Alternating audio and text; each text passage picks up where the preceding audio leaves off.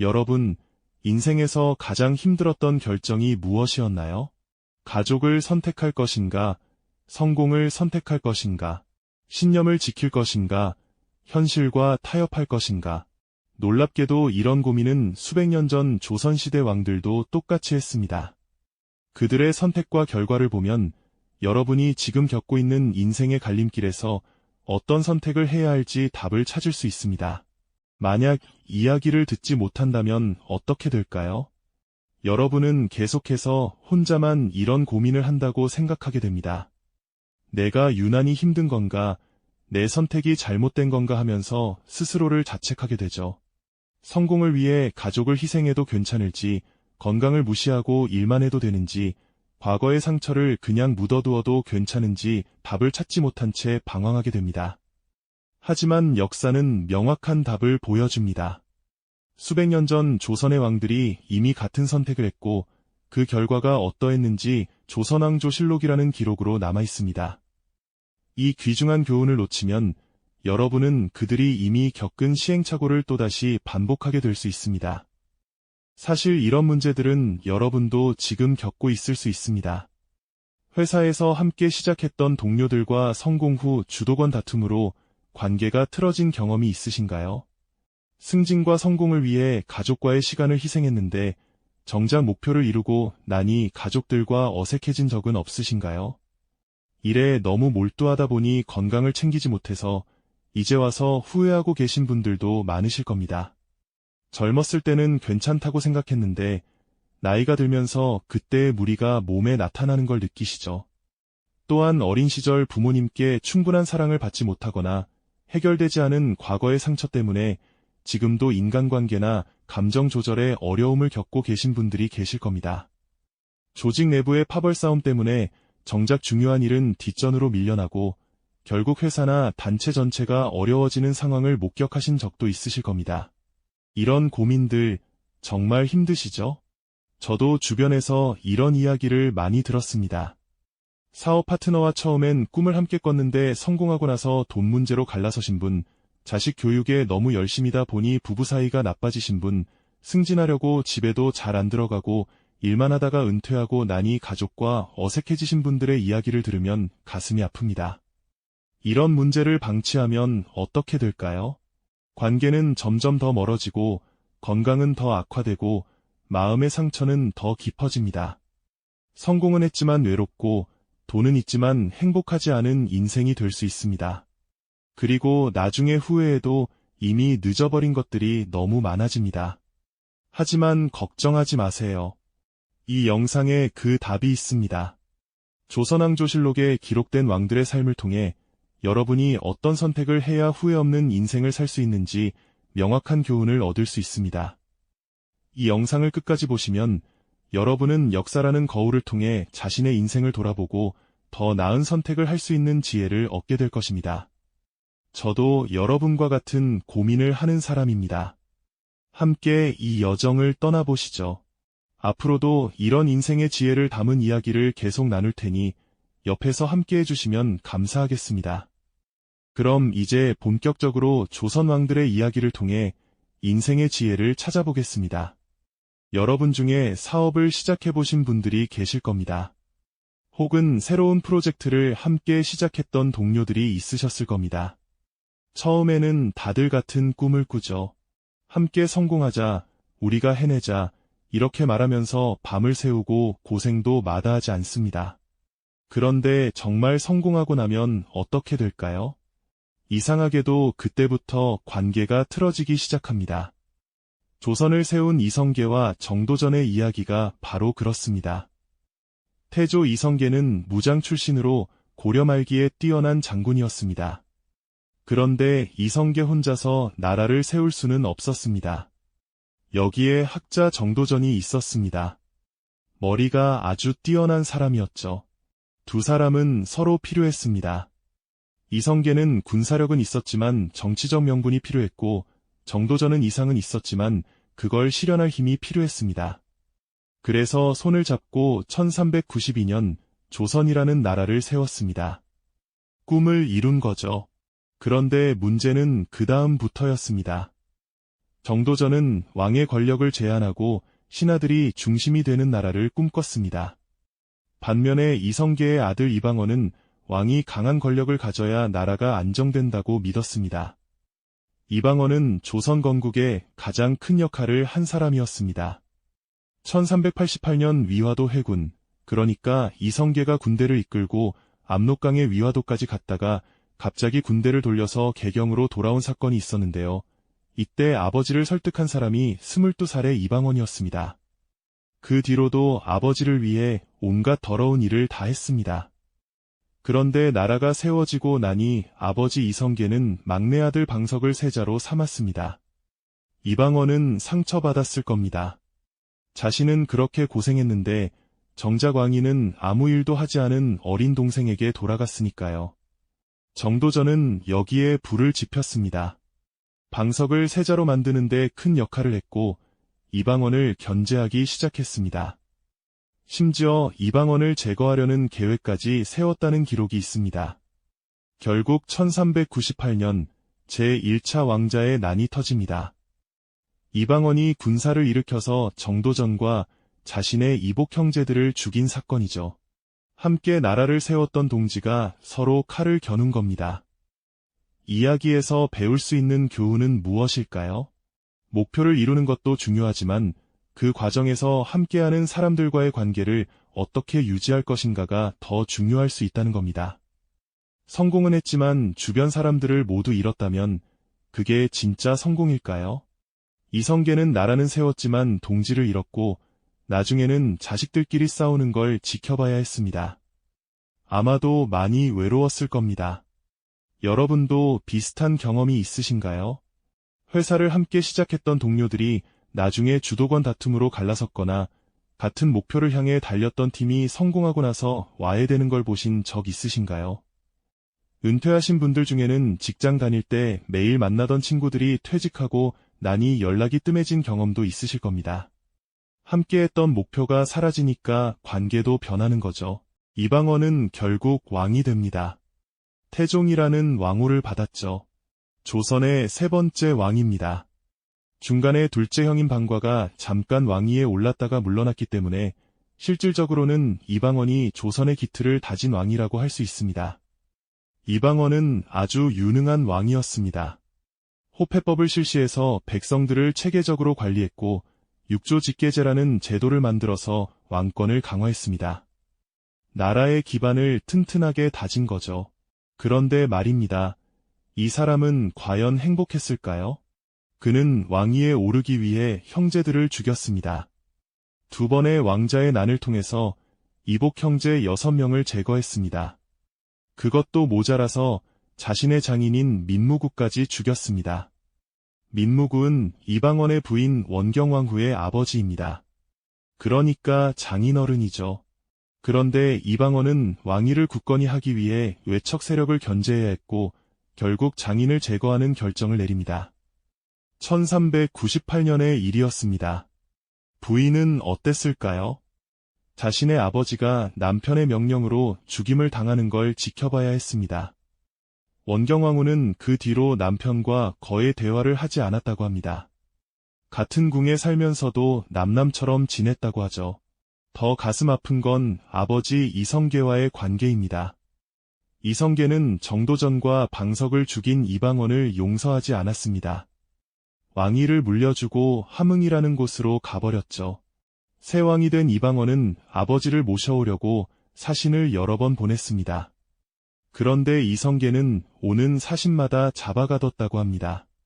함흥차사라는 말이 여기서 나왔습니다. 아버지와 아들이 서로를 보지 못하는 세월이 길어졌습니다. 이방원은 왕으로서 나라를 다스려야 했지만 마음 한편으로는 아버지의 용서를 구하고 싶었을 겁니다. 결국 두 사람은 화해를 합니다. 하지만 그 관계가 예전처럼 돌아가지는 못했겠죠. 1408년 이성계가 세상을 떠날 때 74살이었고 이방원은 신둘이었습니다. 여기서 배울 수 있는 교훈은 무엇일까요? 권력이나 성공도 중요하지만 그 과정에서 사랑하는 사람들과의 관계를 잃는다면 그게 과연 진짜 성공일까요? 이방원은 훌륭한 왕이었습니다. 나라를 위해 많은 일을 했죠. 하지만 그는 아마도 행복하지 않았을 겁니다. 밤에 잠들기 전 죽인 형제들의 얼굴이 떠올랐을지도 모릅니다. 대화 없이 지내는 부인을 보며 가슴이 아팠을지도 모릅니다. 혹시 여러분 중에도 비슷한 경험이 있으신가요? 성공하기 위해 혹은 자식을 성공시키기 위해 가족 관계를 소홀히 했던 경험 말입니다. 일에만 집중하다 보니 가족과의 시간이 줄어들고 어느 순간 보니 가족들과 대화가 없어진 경험이요. 저도 주변에서 이런 이야기를 많이 들었습니다.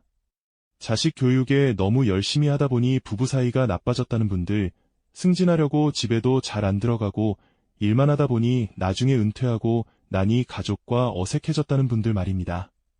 우리에게 주는 메시지는 분명합니다. 무엇을 얻기 위해 무엇을 잃을 것인가, 그 균형을 잘 생각해봐야 한다는 거죠. 이제 우리가 가장 존경하는 왕 이야기를 해볼까요? 바로 세종대왕입니다. 세종대왕 하면 무엇이 떠오르시나요?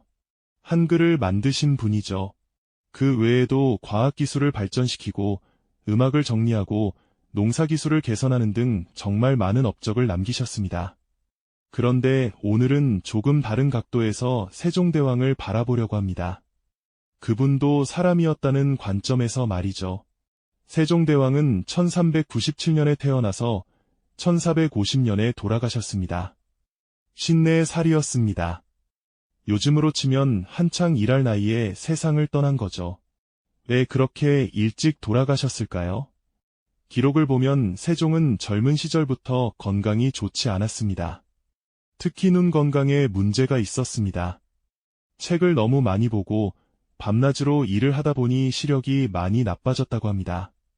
말년에는 거의 앞을 보지 못할 정도였다고 하죠. 그뿐만이 아닙니다. 당뇨병으로 고생했다는 기록도 있고 피부 건강에도 문제가 있었다고 합니다. 한마디로 과로로 인해 몸이 많이 상한 거죠. 한글을 만드는 과정을 한번 생각해 보세요. 세종은 1443년에 훈민정음을 창제했습니다. 그런데 이게 하루아침에 만들어진 게 아닙니다.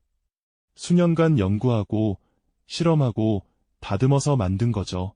밤늦게까지 글자를 만들고 소리를 분석하고 체계를 정리했을 겁니다. 그 과정에서 눈을 혹사했겠죠. 당시에는 전기도 없었으니 촛불 아래에서 작은 글씨를 들여다보며 작업했을 겁니다. 그러니 눈이 나빠질 수밖에 없었겠죠. 더구나 신하들의 반대도 심했습니다. 집현전 학자들 대부분이 한글 창제를 반대했습니다. 한자를 버리고 왜 새로운 글자를 만드느냐는 거였죠. 세종은 그런 반대를 무릅쓰고 혼자서 연구를 계속했습니다. 외로웠을 겁니다. 자신이 옳다고 믿는 일을 하는데 주변에서 아무도 이해해주지 않으니까요. 그런데 세종의 완벽주의는 신하들에게도 영향을 미쳤습니다. 황희정 승이라는 분을 아시죠? 청백리의 상징으로 알려진 분입니다. 그런데 황희는 세종 밑에서 일하면서 엄청나게 고생했다고 합니다. 세종이 워낙 꼼꼼하고 완벽을 추구하다 보니 신하들도 따라서 밤낮 없이 일해야 했던 거죠. 한 번은 황희가 너무 피곤해서 회의 중에 졸았다가 세종에게 지적을 받은 적도 있다고 합니다. 이미 70이 넘은 나이였는데도 말이죠. 여기서 생각해 볼 점이 있습니다. 위대한 업적을 이루는 것과 개인의 건강, 그리고 주변 사람들과의 균형을 어떻게 맞출 것인가 하는 문제입니다. 세종은 분명 위대한 왕이었습니다. 한글을 만든 것만으로도 우리 민족에게 큰 선물을 남겼죠. 그런데 그 대가로 자신의 건강을 잃었고 54살이라는 젊은 나이에 세상을 떠났습니다. 혹시 여러분도 비슷한 경험이 있으신가요? 일에 너무 몰두하다 보니 건강을 챙기지 못했던 경험 말입니다. 젊었을 때는 괜찮다고 생각했는데 나이가 들면서 그때의 무리가 몸에 나타나는 걸 느끼신 분들이 많으실 겁니다. 저도 주변에서 이런 이야기를 많이 들었습니다. 사업하느라 밤을 새우고 잠도 제대로 못 자고 밥도 대충 먹다가 나중에 건강을 크게 해치신 분들 말입니다. 그분들이 하시는 말씀이 있습니다. 그때 조금만 더 몸을 챙겼으면 좋았을 텐데 지금 와서 후회해도 소용없다고요. 세종의 이야기가 우리에게 주는 교훈은 이런 게 아닐까요? 성취도 중요하지만 건강도 중요하다는 것입니다. 위대한 일을 하더라도 자신의 몸을 돌보지 않으면 오래 지속할 수 없습니다. 그리고 혼자서 모든 걸 다 하려고 하면 결국 지치게 됩니다. 세종이 조금만 더 신하들에게 일을 나눠주고 자신도 휴식을 취했다면 어땠을까요? 아마 더 오래 살면서 더 많은 업적을 남길 수도 있었을 겁니다. 물론 세종의 완벽주의가 있었기에 한글이라는 훌륭한 문자가 탄생했다는 것도 사실입니다. 완벽주의가 나쁘다는 게 아닙니다. 다만 그것이 지나치면 자신과 주변 사람들을 힘들게 할 수 있다는 걸 기억해야 한다는 겁니다. 우리 인생도 마찬가지가 아닐까요? 목표를 향해 열심히 달려가는 것도 중요하지만 그 과정에서 건강을 챙기고 주변 사람들과의 관계도 유지하는 균형이 필요합니다. 이제 조금 무거운 이야기를 해야 할 것 같습니다. 잘못된 선택이 어떤 결과를 가져오는지에 대한 이야기입니다. 먼저 세조 이야기부터 시작해볼까요? 세조는 세종대왕의 둘째 아들입니다. 이름은 이유였죠. 원래는 왕이 될 사람이 아니었습니다. 형인 문종이 왕이 되었고 문종의 아들 단종이 그 뒤를 이었으니까요. 그런데 1453년 계유정난이라는 사건이 일어납니다. 이후 그러니까 세조가 조카인 단종의 측근들을 제거하고 권력을 장악한 사건입니다. 그리고 2년 뒤인 1455년 결국 단종에게서 왕위를 빼앗습니다. 조카를 몰아내고 왕이 된 거죠. 그런데 이게 끝이 아니었습니다. 1457년 단종을 복위시키려는 움직임이 있었습니다. 사육신이라고 들어보셨죠?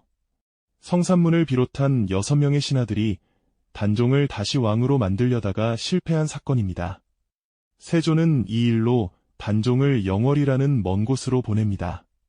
그리고 그해 17살의 단종이 죽임을 당합니다. 누가 죽였는지는 명확하지 않지만 세조의 명령이었을 거라고 대부분의 역사가들은 추측합니다. 조카를 죽인 거죠.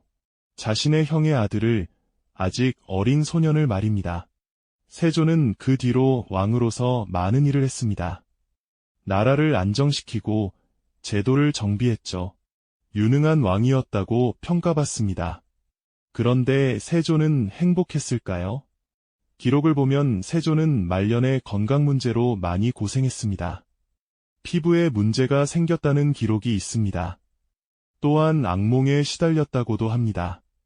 죽은 조카와 신하들이 꿈에 나타났다는 이야기도 전해집니다. 세조는 불교에 많이 의지했습니다. 절을 짓고 불경을 번역하고 법회를 자주 열었죠. 왜 그랬을까요? 아마도 자신이 지은 죄를 씻고 싶었을 겁니다. 용서받고 싶었을 거예요.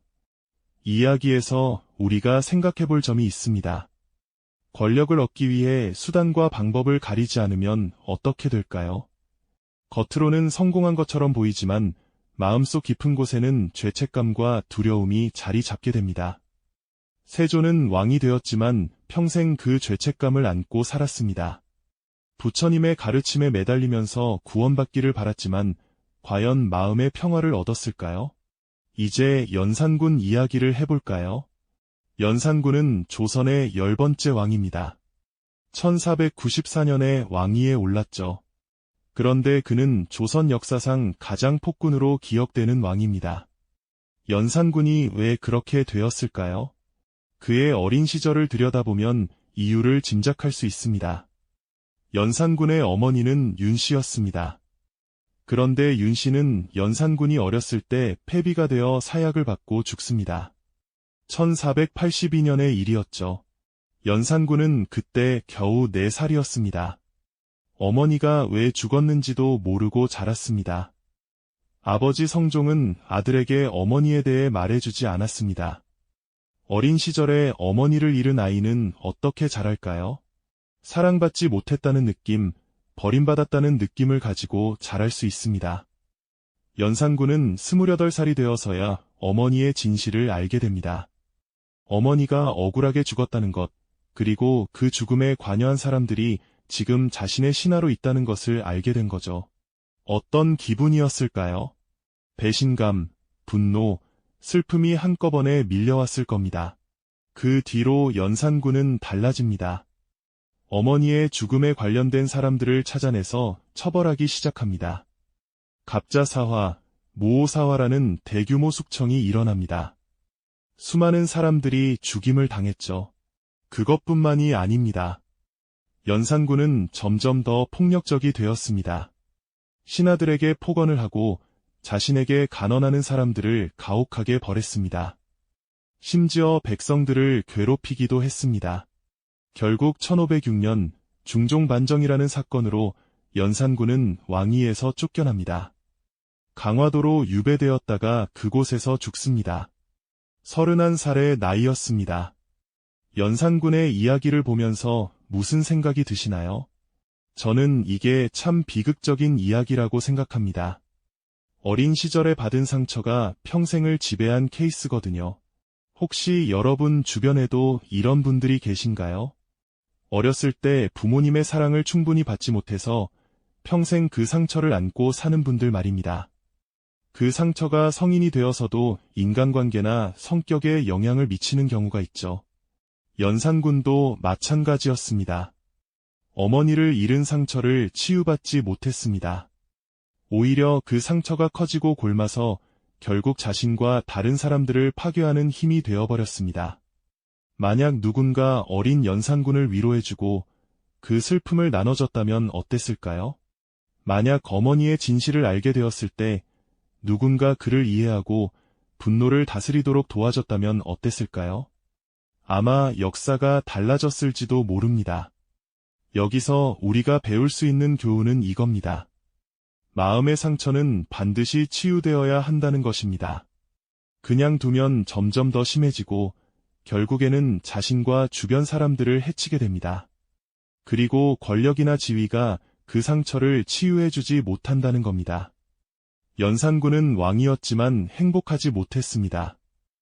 오히려 권력을 이용해서 다른 사람들을 괴롭히면서 자신의 상처를 드러냈을 뿐이죠. 우리도 마찬가지입니다. 과거에 받은 상처, 해결되지 않은 감정들을 그냥 묻어두면 언젠가는 문제가 됩니다. 가족에게, 친구에게, 혹은 자기 자신에게 말입니다. 그러니까 용기를 내서 그 상처를 마주하고 필요하다면 도움을 구해야 합니다. 가족이나 친구와 대화를 하든지 전문가의 상담을 받든지 해서 말입니다. 이제 조선 역사에서 가장 큰 위기였던 시기로 가볼까요? 바로 임진왜란 시기입니다. 1592년 일본이 조선을 침략합니다. 임진왜란이 시작된 거죠. 이 전쟁은 7년 동안 계속되었고 조선 땅이 완전히 초토화되었습니다. 수많은 백성들이 죽거나 다쳤고 집과 농토가 불탔습니다. 그런데 왜 이런 일이 벌어졌을까요? 물론 일본이 쳐들어온 게 직접적인 원인입니다. 하지만 조선이 제대로 준비하지 못했던 이유도 살펴볼 필요가 있습니다. 당시 왕은 선조였습니다. 선조는 중종의 손자인데 반개 출신이었습니다. 그러니까 원래 왕이 될 사람이 아니었다는 얘기죠. 그런데 명종에게 아들이 없어서 왕위를 물려받게 되었습니다. 선조는 반개 출신이라는 컴플렉스가 있었습니다. 신하들 앞에서 당당하지 못했죠. 그래서 신하들의 말에 휘둘리는 경우가 많았습니다. 더 큰 문제는 당시 조정이 당파로 나뉘어 있었다는 겁니다. 동인과 서인으로 나뉘어서 서로 싸우고 있었죠. 처음에는 사소한 의견 차이였습니다.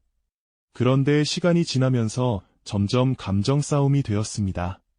상대 당파를 견제하고 끌어내리려고 했죠. 나라를 위해 일하는 게 아니라 자기 편을 위해 일하게 된 겁니다. 여러분도 이런 경험 있으시죠? 회사에서 부서끼리 싸우는 경우 말입니다. 처음에는 업무 방식의 차이였는데 시간이 지나면서 감정 싸움이 되고 결국에는 회사 전체에 해가 되는 경우 있잖아요. 조선도 마찬가지였습니다. 동인과 서인이 서로 싸우느라 정작 중요한 일은 제대로 하지 못했습니다. 일본이 쳐들어올 거라는 정보가 있었습니다. 신하들이 대비해야 한다고 말했습니다. 그런데 동인과 서인이 서로 다른 의견을 내놓으면서 시간만 낭비했습니다. 한쪽이 대비하자고 하면 다른 쪽이 반대했고 결국 제대로 준비하지 못했습니다. 그리고 1592년 4월 일본군이 부산에 상륙합니다. 조선군은 속수무책이었습니다. 준비가 되어 있지 않았으니까요. 일본군은 파죽지세로 북상했고 불과 20날 만에 한양이 함락됩니다. 선조는 어떻게 했을까요?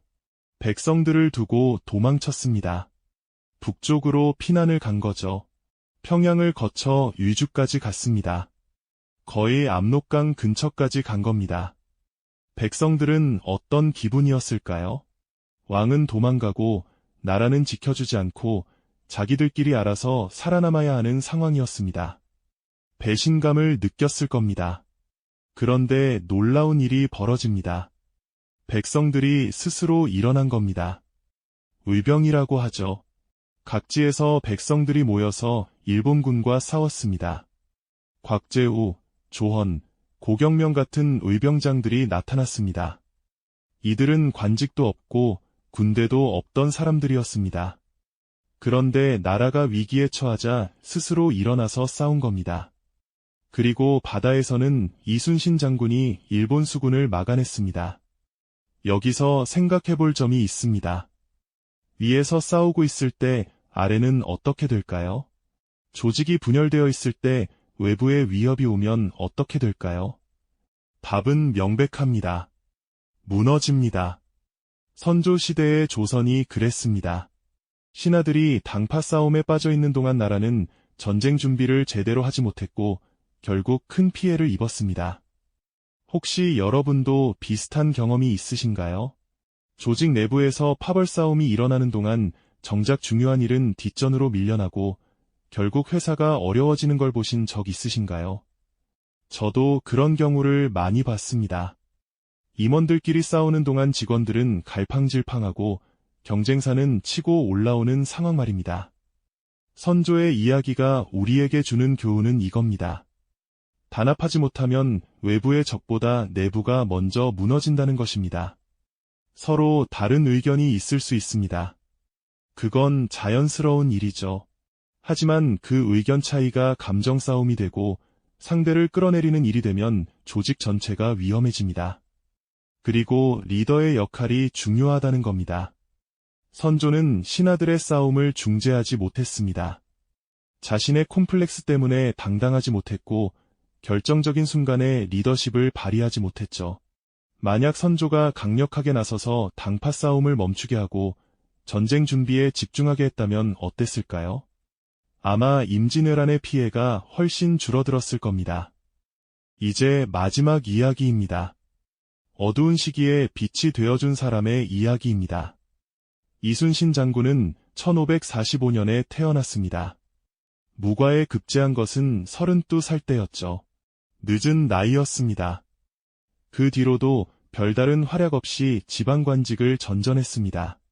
그러다가 47살에 전라좌 수사가 됩니다. 1591년의 일이었죠. 그리고 이듬해 임진왜란이 터집니다. 이순신은 왜 승리할 수 있었을까요?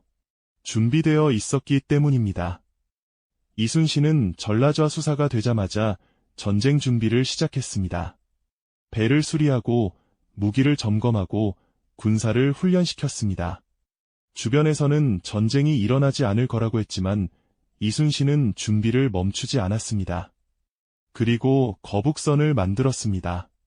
철갑으로 덮인 배였죠. 당시로서는 혁신적인 무기였습니다. 전쟁이 터지자 이순신의 준비가 빛을 발했습니다. 1592년 5월 옥포해전에서 첫 승리를 거둡니다. 그 뒤로 사천해전, 당포해전, 한산도 대첩까지 연전연승했습니다. 일본 수군을 거의 전멸시켰죠. 왜 이렇게 이길 수 있었을까요? 첫째, 준비했기 때문입니다. 이순신은 전쟁이 일어나기 전부터 대비하고 있었습니다. 둘째, 지형을 잘 활용했습니다. 좁은 물길로 일본 배들을 유인해서 포위 공격했죠. 한산도대첩의 하객진이 대표적인 예입니다. 셋째, 부하들을 잘 이끌었습니다. 이순신은 공을 독차지하지 않았습니다. 부하들의 공을 인정해주고 함께 싸웠습니다.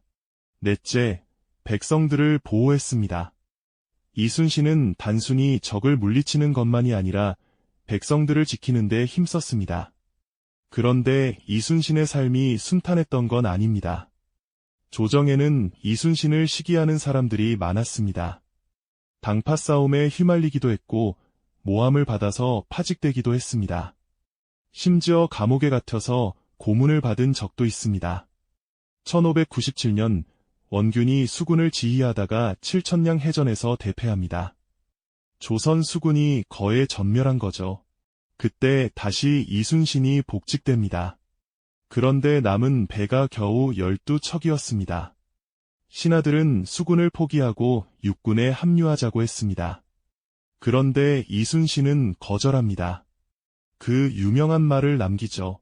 신에게는 아직 12척의 배가 있습니다. 그리고 그해 9월 명량해전에서 12척의 배로 일본 배 134척을 물리칩니다. 세계 해전사에 길이 남을 승리였습니다. 어떻게 이게 가능했을까요? 이순신은 포기하지 않았습니다. 절망적인 상황에서도 할 수 있는 일을 찾았습니다. 좁은 명량 해협의 지형을 이용했고 빠른 물살을 활용했습니다. 그리고 무엇보다 부하들에게 용기를 불어넣었습니다. 죽고자 하면 살 것이요, 살고자 하면 죽을 것이다. 이순신의 말입니다. 두려워하지 말고 당당히 맞서 싸우자는 거였죠. 1598년 전쟁이 끝나갈 무렵 노량해전에서 이순신은 전사합니다. 나의 죽음을 적에게 알리지 말라는 말을 남기고 54세 나이로 생을 마감합니다.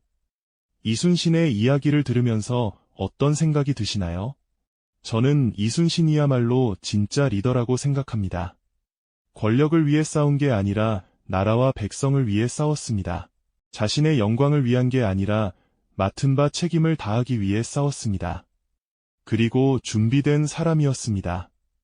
평소에 준비하지 않았다면 전쟁이 터졌을 때 이렇게 활약할 수 없었을 겁니다. 여기서 우리가 배울 수 있는 교훈은 이겁니다. 기회는 준비된 사람에게 온다는 것입니다. 이순신은 47살까지 두각을 나타내지 못했습니다. 하지만 그는 준비를 게을리하지 않았습니다. 그리고 기회가 왔을 때 그 준비가 빛을 발했습니다. 우리 인생도 마찬가지가 아닐까요? 지금 당장 빛을 보지 못하더라도 준비하고 있으면 언젠가 기회가 옵니다. 그때 준비되어 있느냐 없느냐가 인생을 바꿉니다. 그리고 이순신의 이야기는 특히 시니어 세대에게 중요한 메시지를 줍니다. 나이가 들었다고 해서 끝이 아니라는 겁니다. 이순신이 가장 큰 업적을 남긴 것은 47살 이후였습니다. 요즘으로 치면 은퇴를 앞둔 나이죠. 여러분도 마찬가지입니다. 지금까지 쌓아온 경험과 지혜가 있습니다. 그게 바로 여러분의 힘입니다. 그 경험과 지혜로 가족을 지키고 사회에 기여할 수 있습니다. 이순신처럼 준비되어 있으면 필요한 순간에 여러분이 나설 수 있습니다. 가족에게, 친구에게, 지역사회에게 도움이 될 수 있습니다. 그러니까 나이가 들었다고 자신을 과소평가하지 마세요. 여러분에게는 젊은이들이 가지지 못한 무기가 있습니다. 바로 경험과 지혜입니다. 자, 오늘 우리가 조선 왕들의 이야기를 함께 나눠봤습니다. 이제 정리해볼까요? 첫째, 태조 이성계와 정도전의 이야기에서 배웠습니다.